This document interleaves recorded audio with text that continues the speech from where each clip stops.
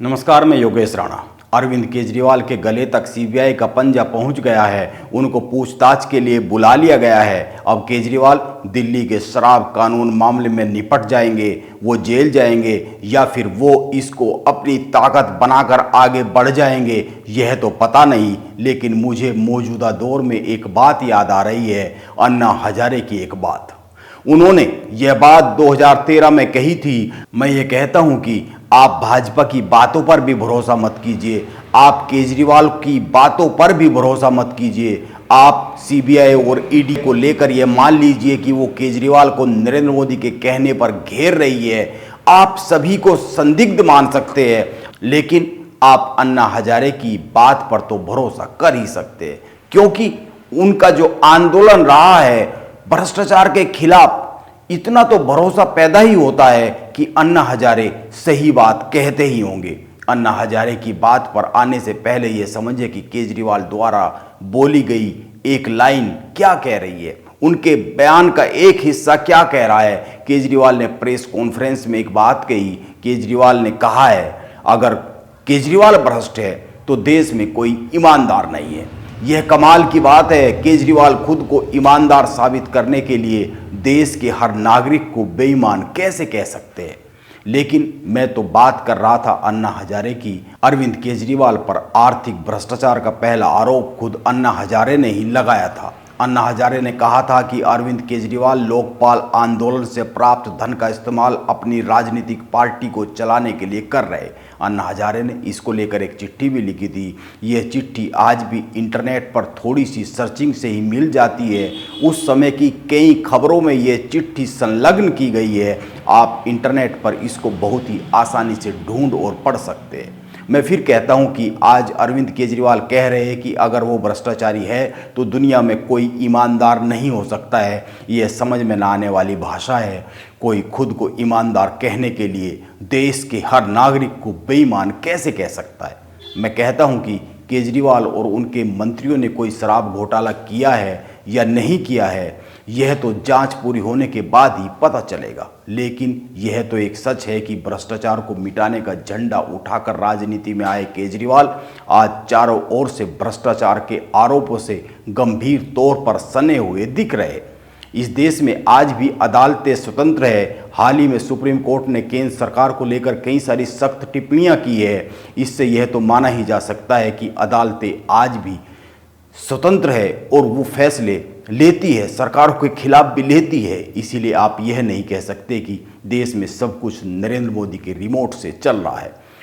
और मैं ये कहता हूं कि चलो एक बार यह मान भी लिया जाए कि सभी कुछ नरेंद्र मोदी के रिमोट से चल रहा है, तो भी एक सवाल तो बनता ही है, और वो यह है कि आप खुद को बचाने के लिए उनके साथ में खड़े कैसे हो सकते हैं जिन पर आरोप आपने बड़े गंभीर तौर पर लगाए थे और जिन पर आरोप लगा कर आपने राजनीतिक सीढ़ी पर चढ़ने का काम किया है।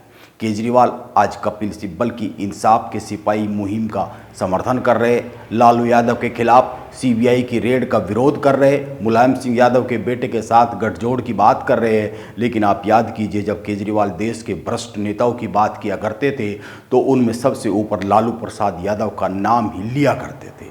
आज केजरीवाल की राजनीति को उसी दलदल में फंसे हुए और उसी दलदल में केजरीवाल को खड़े हुए देख सकते हैं, जिसके लिए राजनीति दशकों से बदनाम है। मैं बस कुछ नाम ही ले रहा हूं, कहानी आप खुद याद करते चले जाइए। मनीष सिसोदिया, सत्येंद्र जैन, जितेंद्र तोमर, संदीप कुमार, सोमनाथ भारती, आसिम अहमद खान, पंजाब सरकार के मंत्री विजय संगला और अब अरविंद केजरीवाल।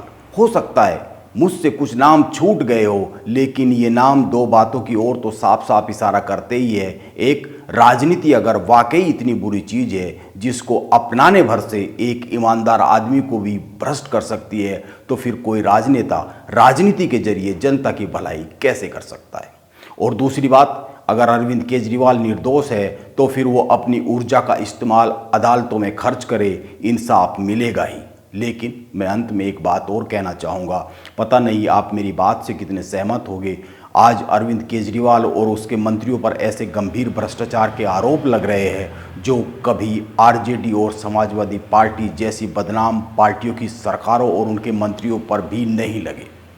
क्या अरविंद केजरीवाल ने पार्टी और सरकार चलाने के लिए भ्रष्टाचार को ही अंतिम उपाय मान लिया? यह एक सवाल है। और क्या राजनीति में ईमानदारी से काम नहीं किया जा सकता है? यह एक दूसरा सवाल है, लेकिन ये एक गंभीर सवाल है।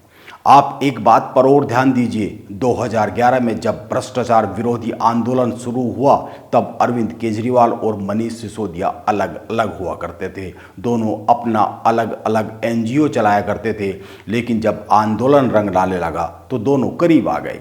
लेकिन यह करीबी इतने गंभीर आरोपों के साथ सामने आएगी, यह किसी ने सोचा ही नहीं होगा। अब अरविंद केजरीवाल को सीबीआई गिरफ्तार करेगी या गिरफ्तार नहीं करेगी? अरविंद केजरीवाल इस कांड से बाहर आएंगे या नहीं आएंगे? राजनीति उनकी यही निपट जाने वाली है, या वो इस घटना को, अपने आरोपों को भी सीढ़ी बनाकर बहुत तेजी से आगे बढ़ने वाले हैं? यह तो समय के साथ ही सामने आने वाला है। देखते हैं समय का पहिया अरविंद केजरीवाल को किस दिशा में लेकर जाता है। लेकिन अरविंद केजरीवाल पर और उनके मंत्रियों पर लगे आरोप बड़े गंभीर है और यह मौजूदा देश की राजनीति को लेकर बड़ी चिंता पैदा करते हैं। इसको तो नज़रअंदाज किया ही नहीं जा सकता है। नमस्कार, आप बने रहे मेरे साथ।